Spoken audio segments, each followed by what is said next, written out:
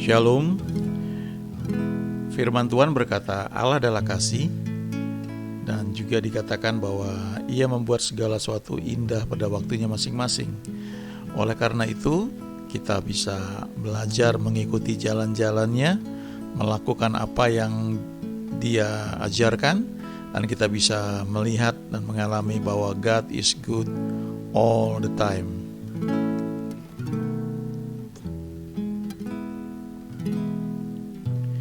Mulialah nama-Mu Tuhan, berkat-Mu atasku melimpah.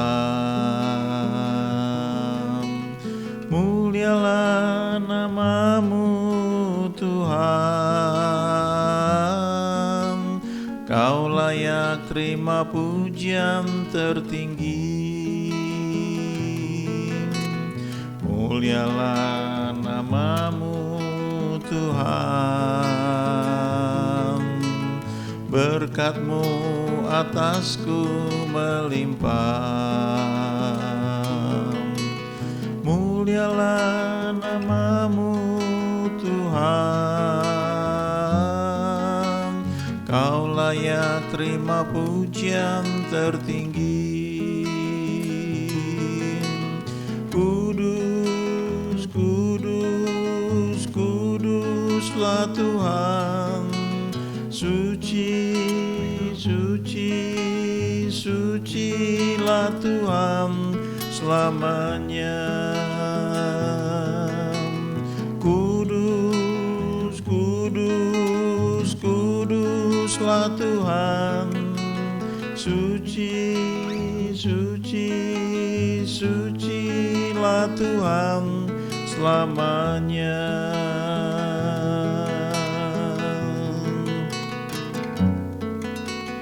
Mulialah nama-Mu Tuhan, berkat-Mu atasku melimpah. Mulialah nama-Mu Tuhan, Kau layak terima pujian tertinggi. Mulialah nama-Mu Tuhan, berkat-Mu atasku melimpah. Mulialah nama-Mu Tuhan, Kau layak terima pujian tertinggi. Kudus, kudus, kuduslah Tuhan, suci, suci, sucilah Tuhan selamanya. Kudus, kudus, kuduslah Tuhan, suci, suci, sucilah Tuhan selamanya. Selamanya.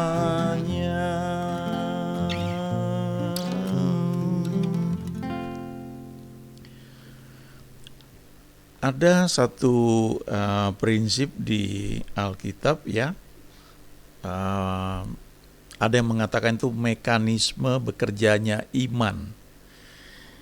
Kita bisa lihat itu di Roma pasal 10 ayat 9 dan ayat 10. Nah, dikatakan di situ Roma 10 ayat 9, sebab jika kamu mengaku dengan mulutmu bahwa Yesus adalah Tuhan dan percaya dalam hatimu bahwa Allah telah membangkitkan Dia dari antara orang mati, maka kamu akan diselamatkan. Jadi ada dua hal di sini ya, mengaku dengan mulutmu bahwa Yesus adalah Tuhan, tapi tidak hanya itu, percaya ya dalam hatimu bahwa Allah telah membangkitkan Dia dari antara orang mati, maka dikatakan di situ kamu akan diselamatkan. Lalu ayat 10, Karena dengan hati orang percaya dan dibenarkan, dan dengan mulut orang mengaku dan diselamatkan. Ada dua hal di sini ya, dengan hati orang percaya dan dibenarkan. Lalu yang berikutnya, dengan mulut orang mengaku dan diselamatkan. Jadi ada dua bagian tubuh manusia di sini ya. Hati ya, itu keputusan untuk percaya. Lalu yang berikutnya dengan mulut itu mengaku apa yang dipercaya ya. Dan kalau kita baca di kitab Amsal dikatakan apa di kitab Amsal banyak dibahas tentang hati, kemudian dihubungkan lagi dengan mulut ya. Hal praktisnya ya, dikatakan bahwa jangan bibir dolak-dalik ya. Kemudian jagalah hatimu dengan segala kewaspadaan, karena dari situ terpancar kehidupan. Lalu Tuhan Yesus juga mengatakan bahwa apa yang keluar dari mulut itu meluap dari hati. Jadi ada dua hal di sini, ada hati dan ada mulut ya. Hati itu keputusan ya, keputusan dibuat ya. Ya, dikatakan di sini dengan hati orang percaya. Itu soal keputusan. Saya memutuskan mau percaya. Dan kemudian setelah itu mulai mengaku ya. Pengakuannya itu merupakan luapan dari isi hati ya.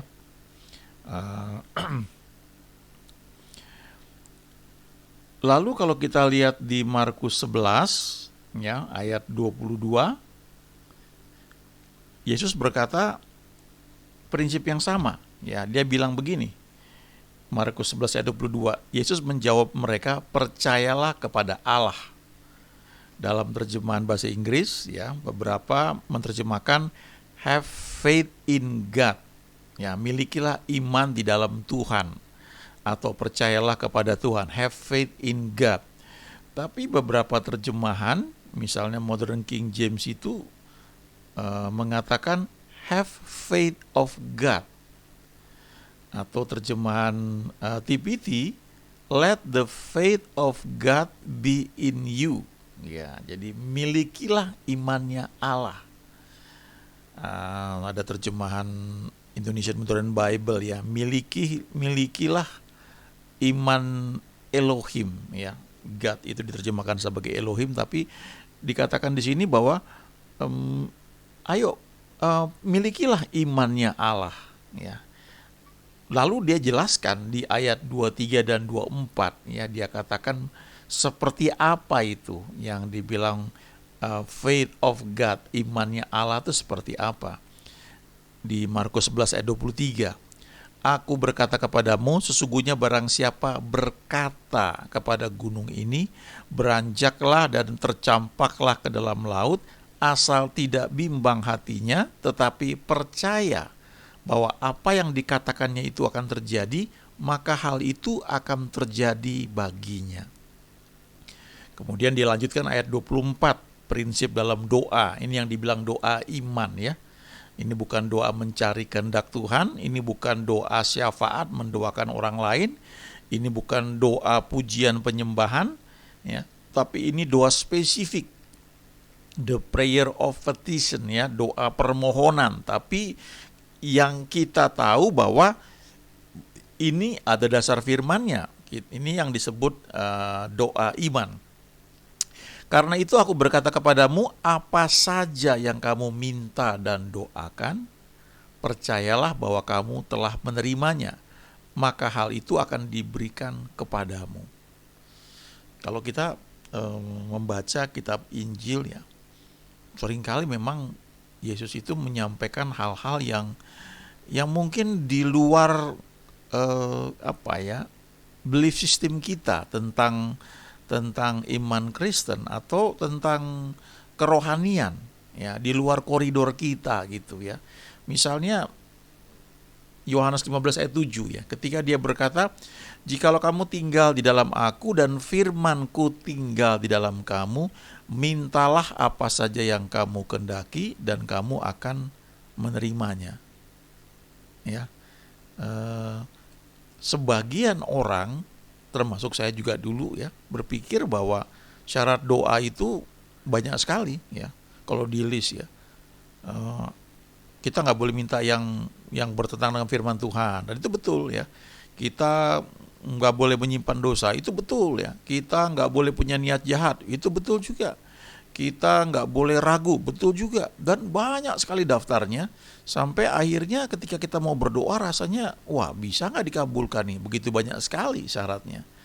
Tapi Yesus mengatakan cuma dua prinsip ya, dua hal, dua syarat di Yohanes 15 ayat 7 ketika dia berkata, "Jikalau kamu tinggal di dalam aku." Ya, itu yang pertama dia bilang. Lalu yang kedua, "Dan firman-Ku tinggal di dalam kamu." Cuma dua syaratnya itu. Lalu dia bilang kalau dua hal ini dipenuhi, mintalah apa saja yang kamu kehendaki. Ya, sebagian orang mengatakan bahwa Tuhan tidak menjawab doa kita karena itu keinginan kita. Tuhan hanya menjawab kebutuhan kita. Betul nggak seperti itu? Kalau kita baca, jelas firman Tuhan berkata, apa saja yang kamu kehendaki, yang kamu inginkan. Itu itu ditulis oleh Yohanes ya, murid Yesus yang sangat dekat dengan Yesus. Kalau di Perjanjian Lama, Daud menuliskan juga di Mazmur 37 ayat 3 dan ayat 4. Ada 5 hal yang dia bilang di situ. Yang pertama, percayalah kepada Tuhan. Yang kedua, lakukan yang baik. Yang ketiga, diam di negeri. Yang keempat, berlaku setia. Lalu yang kelima, bergembiralah karena Tuhan, maka Ia akan memberikan apa yang diinginkan hatimu. Ya. Ini firman Tuhan ya. Walaupun waktu kita baca rasanya apa iya, dan seringkali mungkin sulit ya untuk kita percaya, karena barangkali pengalaman kita tidak mengatakan seperti itu.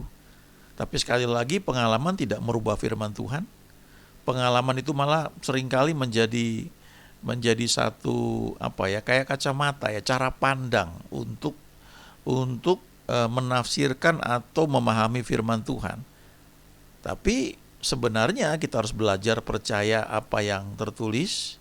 Tentu kita perlu berdoa juga, minta Roh Kudus membimbing kita.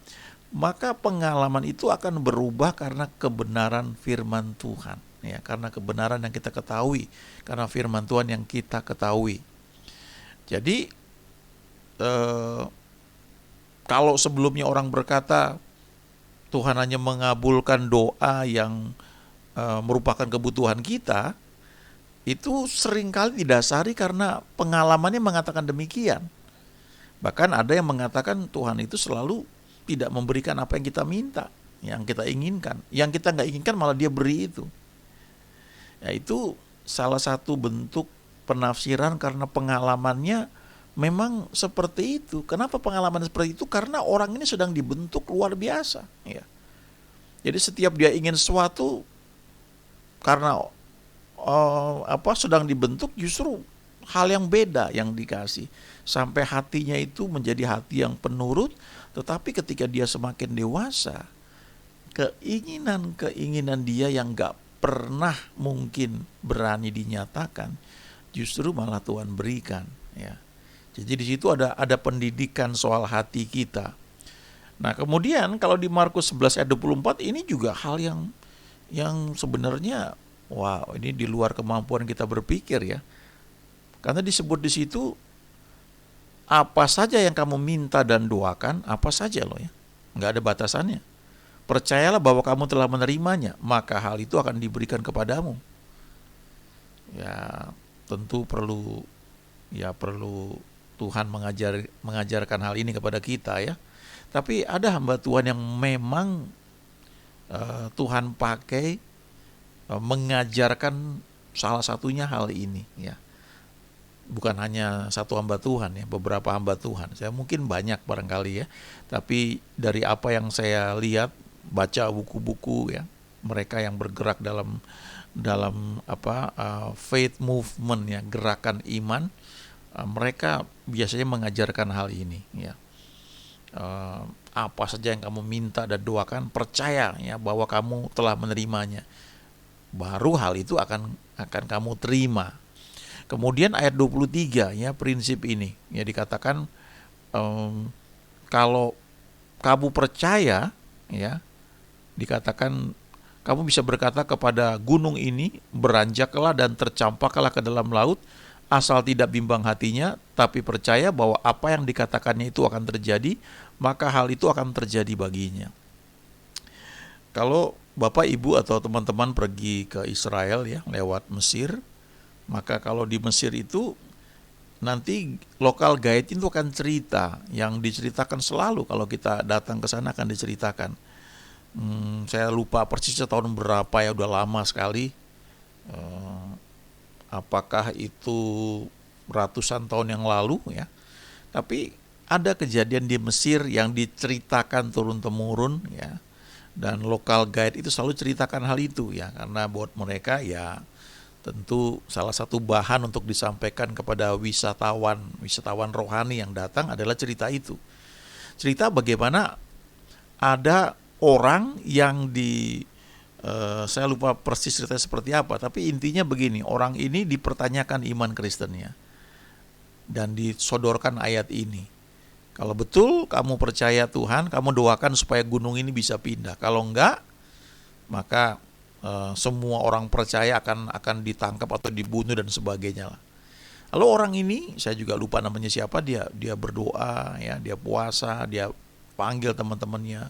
Kalau nggak salah butuh berapa, seminggu tuh apa, dan kemudian terjadi gunung itu pindah kalau nggak salah, karena kalau dihubungkan dengan pengetahuan ya, dengan sains, itu terjadi pergeseran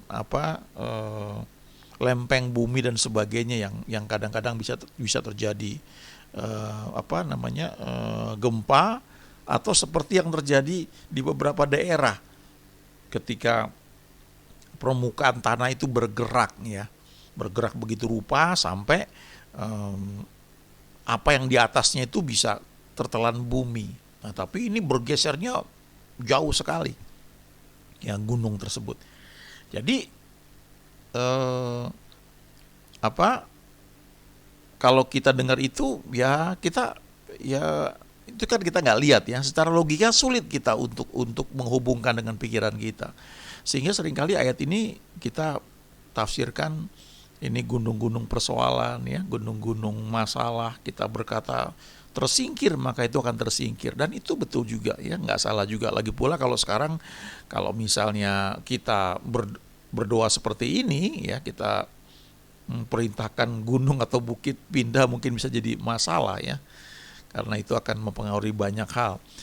Tapi apa yang saya mau sampaikan adalah prinsip yang dikatakan oleh Yesus di sini, bahwa dengan hati kita itu percaya, lalu apa yang kita percaya itu meluap dari hati kita dalam bentuk perkataan iman, the words of faith.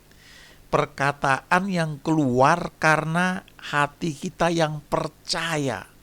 Jadi waktu kita ucapkan itu, maka kita percaya penuh pada perkataan yang kita lepaskan tersebut.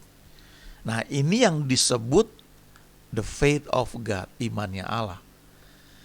Nah, kalau kita melihat di perjanjian lama, di kitab Kejadian, ketika Tuhan menciptakan langit dan bumi, ya, dia berkata jadilah terang, ya, perkataannya itu membuat terang itu jadi, ya. Kemudian dia berfirman lalu itu terjadi, ya. Ada lagunya ya, kau berfirman dan pulihkanku, ya.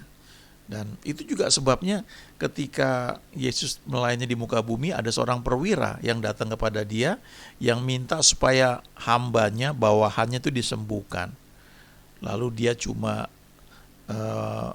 bilang ya, ketika Yesus mau datang ke rumahnya, orang ini bilang, aku gak layak menerima Tuhan di rumahku, katakan saja sepatah kata, ya gitu ya, dan hambaku itu akan sembuh. Jadi dia percaya pada perkataan Yesus itu, ya, dia menantikan hal itu, Just speak the word, ya.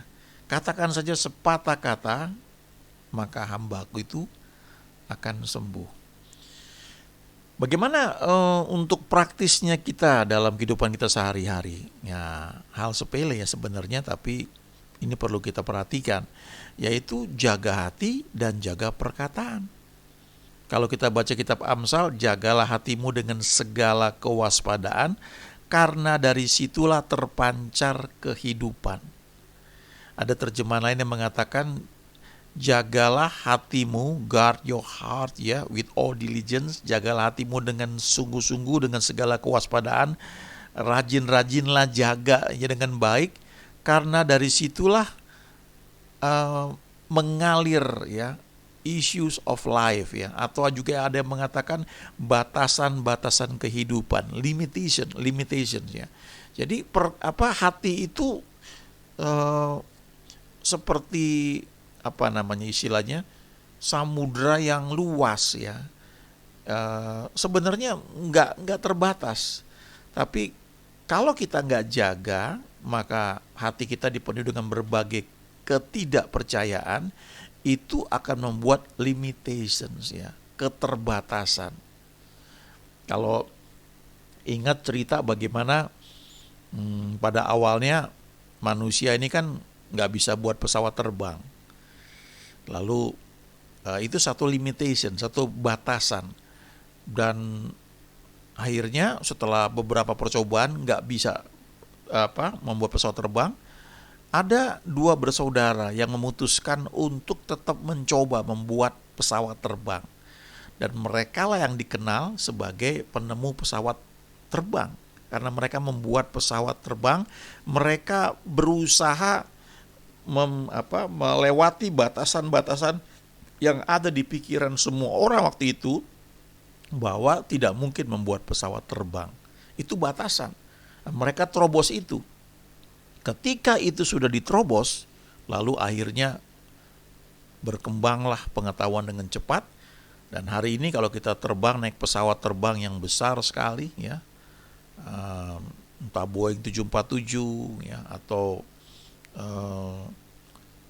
yang lain yang besar juga, ya, yang Airbus ya 380 dan sebagainya, itu bisa 300-400 orang terbang dengan kecepatan 1000 km per jam dengan ketinggian ribuan meter, ya.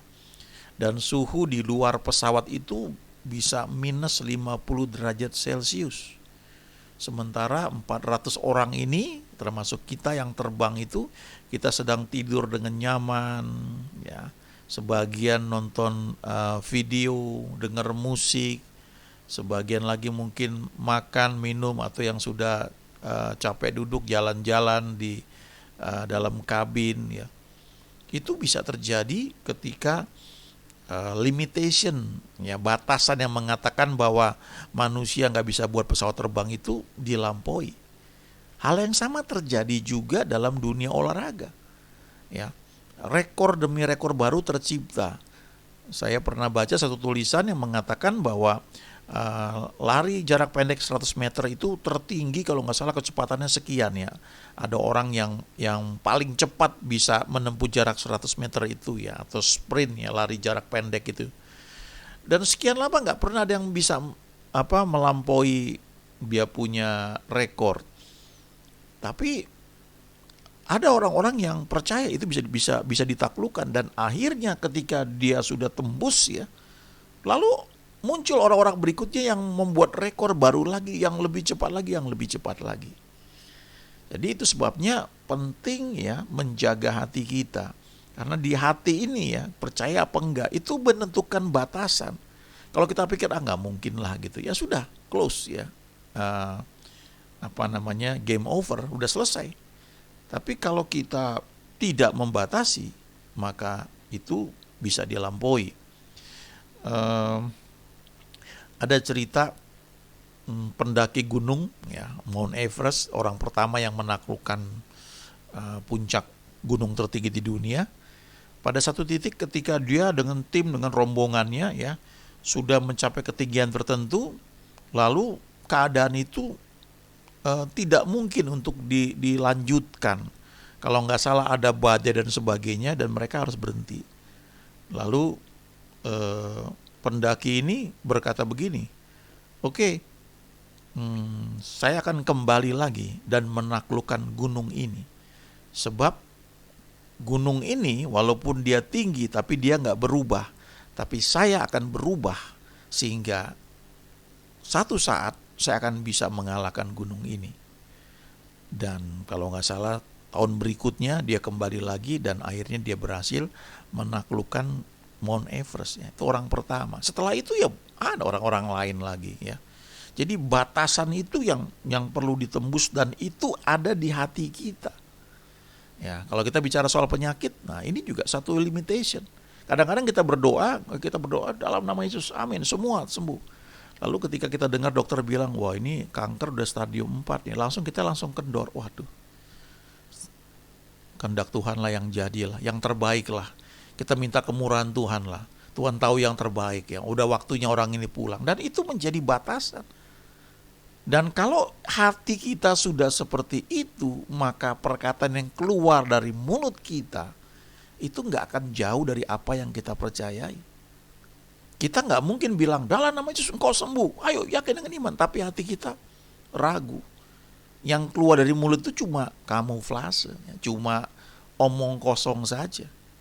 Jadi kaitannya kuat sekali ya. Bahkan dengan tindakan juga ya. Kadang-kadang menceritakan seperti ini ya jauh lebih mudah ya. Artinya ketika menghadapi situasi sesungguhnya, nah itu saatnya itu diuji. Tapi kalau kita nggak mulai dengan hati yang percaya, ya nggak bisa. Ya, kecuali memang Tuhan intervensi langsung. Dan itu yang orang suka mengatakan kehendak Tuhan, biar terjadi seperti yang Dia mau.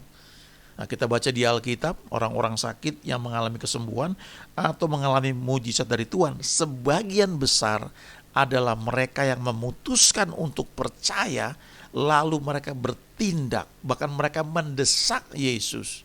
Ya, orang-orang berlomba-lomba meminta supaya diizinkan menjamah ujung jubahnya, dan semua yang menjamahnya sembuh. Perempuan yang sakit pendarahan yang memulai ya prinsip itu, karena dia sakit pendarahan 12 tahun gak sembuh-sembuh, uangnya sudah habis. Lalu dia pikir dia punya iman, dan itu dikatakan begitu ya di Alkitab. Dia berkata dalam hatinya, dia bilang, asal ku jamah jubahnya aku akan sembuh. Dan begitu dia jamah, dia sembuh ya. Lalu kita baca Bartimius, dia berteriak dengan sungguh-sungguh sampai Yesus datang, kamu mau apa? Rabuni, supaya aku dapat melihat. Jadilah menurut imanmu. Nah, kalau dia nggak teriak, dia nggak sembuh. Kemudian perempuan Sirofenisia, Yesus diam aja. Yesus bilang nggak patut melemparkan roti dari meja kepada anjing. Itu roti buat anak-anak. Nah, perempuan ini bilang, Tuhan, aku memang seperti anjing, tapi anjing itu nggak perlu makan roti yang di atas meja, remahnya saja yang jatuh ke bawah. Dan Yesus bilang, hai ibu, besar imanmu, jadilah menurut apa yang kau percayai. Lalu anaknya sembuh. Nah, kalau dia nggak konsisten, ya persisten terus maju, anaknya nggak sembuh. Itu yang seperti itu sebagian besar terjadi di kitab Injil. Beberapa yang kecil ya, maksudnya beberapa itu nggak banyak. Misalnya ada orang yang sudah 38 tahun terbaring sakit. Yesus datang, mau nggak kamu sembuh? Nah, itu Yesus yang datang. Kemudian ada pemuda di Nain ya, yang meninggal, ibunya janda.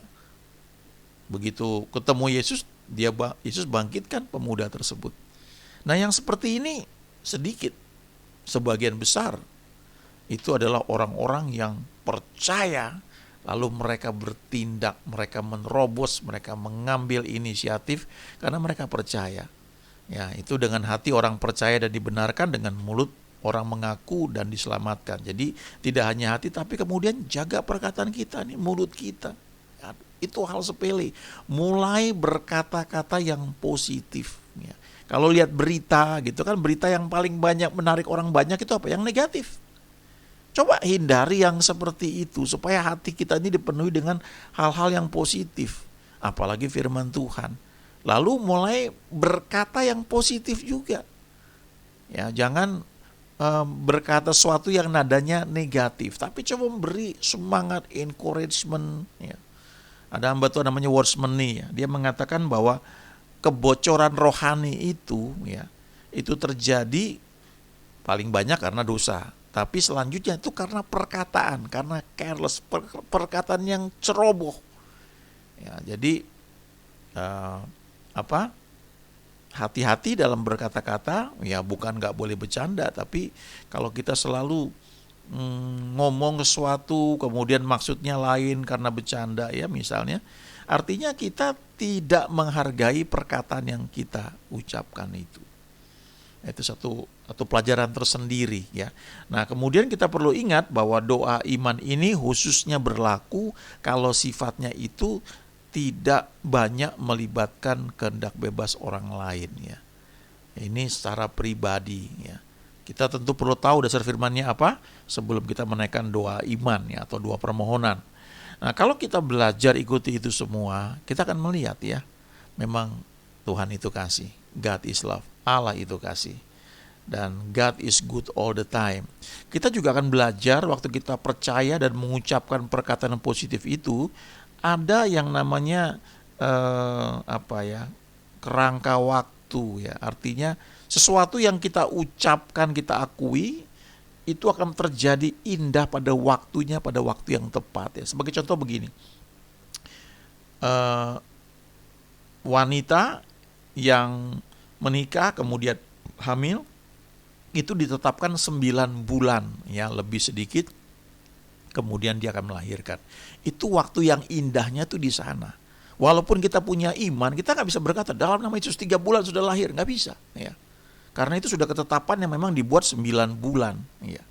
Itu cocoknya pasnya 9 bulan. Kalau terlalu cepat dikatakan prematur, ya.